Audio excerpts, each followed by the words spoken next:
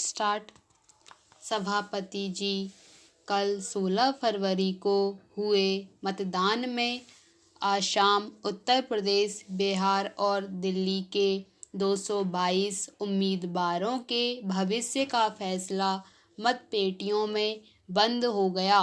बिहार और उत्तर प्रदेश में छुटपुट हिंसा वारदातों को छोड़कर शेष सभी जगह सामान्यतः मतदान सामान्य रहा।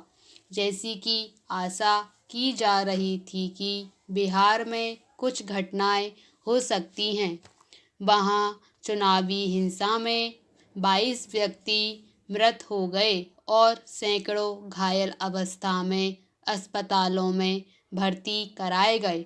कुछ मतदान केंद्रों पर मतपत्र फाड़ दिए गए और कुछ केंद्रों पर से असामाजिक तत्व मतपेटियां लूटकर ले गए। इन मतदान केंद्रों पर निर्वाचन आयोग ने पुनः मतदान का फैसला लिया है और संभवतः 22 फरवरी को वहां पुनः मतदान होगा। निर्वाचन आयोग ने पहले से ही तय कर लिया था कि जो प्रदेश आबादी एवं क्षेत्रफल की दृष्टि से बड़े हैं, वहां 2 चरणों में मतदान कराया जाएगा।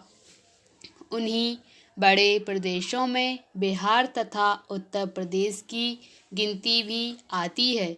द्वितीय चरण का मतदान 22 फरवरी को होगा, जिसकी व्यापक तैयारी आयोग ने पूरी कर ली है।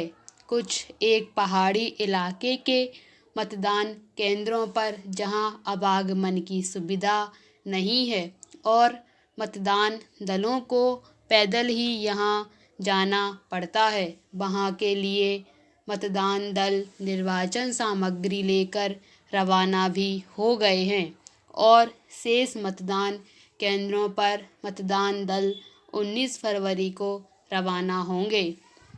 साथियों, इलाहाबाद उच्च न्यायालय ने अपना आदेश देकर पुनः पुरानी सरकार को बहाल करके यह सिद्ध कर दिया कि भारतीय न्याय प्रणाली चुस्त दुरुस्त और सर्वोपरि है।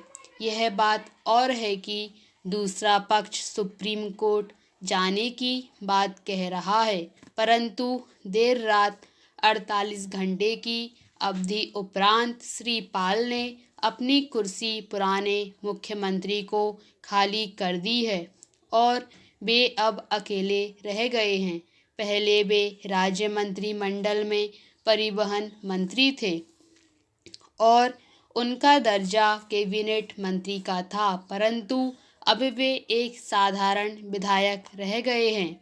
सबसे दुखदायक बात तो यह है कि उनके 12 साथी मंत्री पद पर आसीन होने के लिए उन्हें छोड़कर अपनी पुरानी सरकार में वापस चले गए।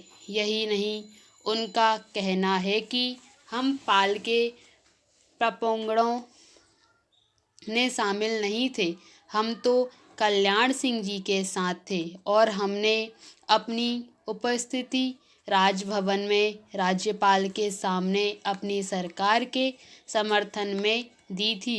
वैसे श्री कल्याण सिंह पुराने भाजपाई हैं, उनकी अपनी सूझबूझ है और उनके कार्यों का समर्थन भाजपा शीर्ष भी करता है और वे उत्तर प्रदेश के मामलों में निर्णय लेने हेतु पूर्ण रूप से स्वतंत्र एवं सक्षम हैं।